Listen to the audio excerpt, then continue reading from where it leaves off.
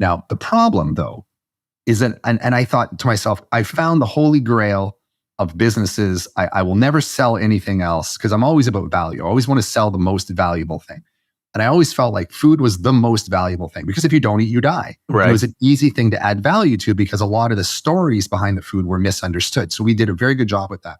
And then I woke up one day, especially after one of my sales reps came back to me and goes, Cole, the prices of food are really going up. People can't afford it. I went home and I slept on that. I woke up the next day and I realized that I was a fraud. I wasn't selling the most valuable thing. I realized the most valuable thing is money because people can't afford to buy the food that I was selling. People they weren't misunderstanding food. They just were misunderstanding money. I was misunderstanding value. I recognized that if I wanted people to be able to afford the foods that I'd sell, I didn't need to educate them on spending more money on food. I needed to educate them on money, on having the money, acquiring the money to be able to afford the food that I was selling. So I packaged the whole thing up. The timing was right. And I sold it. And I went in to the money business. I spent a year trying to find the most valuable thing in money, the most valuable form of money, the most valuable story in money so that I could take my skill set about education, motivation, training, and value add so that people could afford to buy the food from the company that I sold to a multinational. Right. So, and I know we're getting in the financial sector, so, but if we pause, because there was, you told me that with the story too, like you would come up with the little place cards. Right. Eventually, so say like Parmigiano Reggiano, for example, we were selling wheels of Parmigiano, and these are like these 40 kilogram, like 80 pound, 100 pound wheels of cheese, these wheels of Parmigiano Reggiano. We bring them in from Parma, Italy, and we would sell them for about 80 cents a pound more than our competition. Whole Foods, Walmart, and Costco would buy them from me at 80 cents more, not because we had faster service or better product, but only because every time my cheese arrived in their loading dock, they got a little card just like this, a business card. I don't even know who this company is. I don't think I'm promoting them.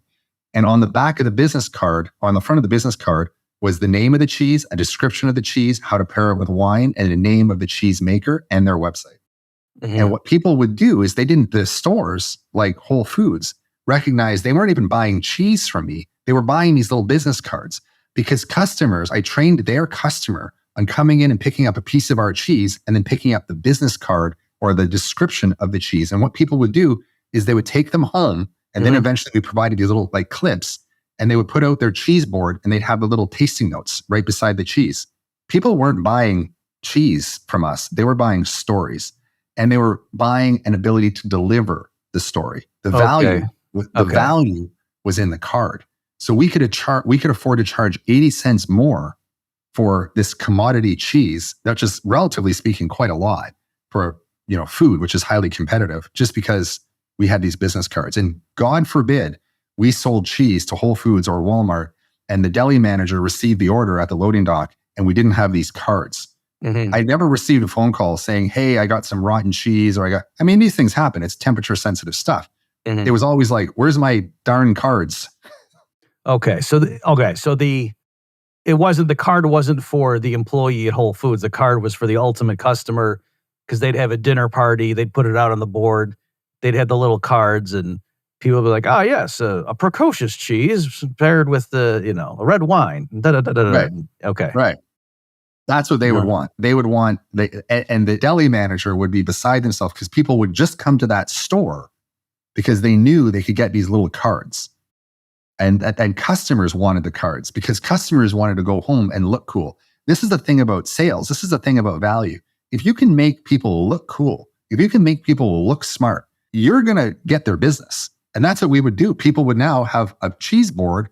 They would invite friends and family over and they would put out these little, and they would be talking about it and tasting it. And oh, wow, this cheese came from this little island in Quebec and $1 for every kilo sold goes to a youth art development organization. This cheese is called Riopel. There's 300 people that live on this island. They all work to contribution of making this cheese. Well, Riopel, why Riopel? Well, Riopel is actually Jean-Paul Riopel is a world famous artist who lived and worked on this island.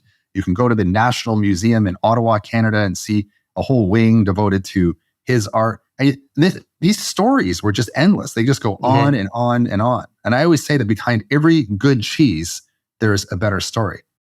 Now, the question was, well, then how do you relate that to other businesses? Do all things that we're selling have good stories? Well, I would suggest that if the thing that you're selling doesn't have a good story, is it really worth selling?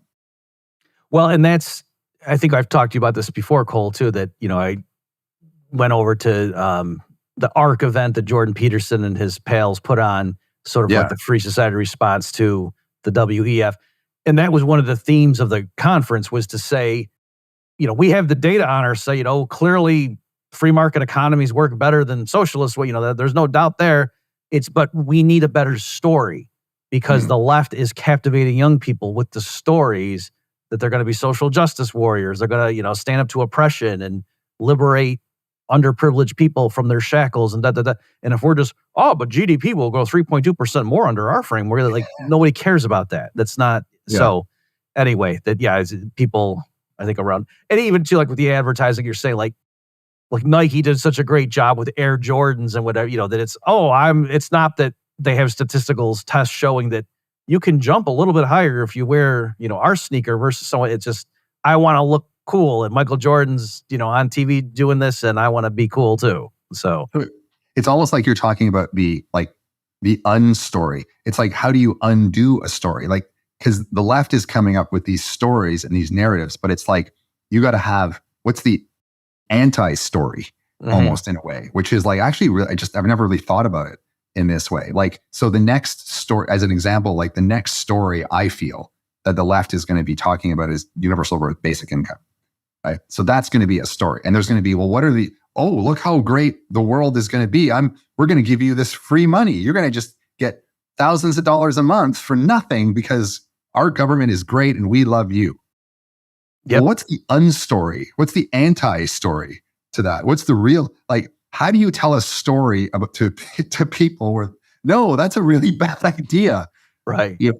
Yeah, I'm working on it. It really is amazing how much that, like, coupled with, modern monetary theory, or MMT, how much that has taken hold. And I, like, on Twitter, I just see people sharing, this the other day, this lady shared a thing, and she's like a state level, I think she used to be a senator, like at the state level in the United States. And it was, many empirical studies show that targeted UBI programs, it was like, if you give randomly selected people $1,000 a month and you check in with them 6 months later, they report an increase in life satisfaction. He was like, you don't say. I bet if you gave someone $1,000, they would have $1,000 more dollars. And so therefore, if the government just gave thousands of dollars to everybody, we'd all be millionaires, and it's, so I'm trying to, and then they say, well, we can just print money. What's your point, Bob? Yeah, we thought it through. We know how to do it. You print money. So it is amazing that where we are at this point. Hey, everybody, this is Bob Murphy. Thanks for listening to this clip from the Infi podcast.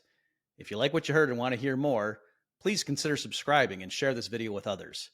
We've got new episodes dropping every Friday with more insightful discussions. Stay tuned.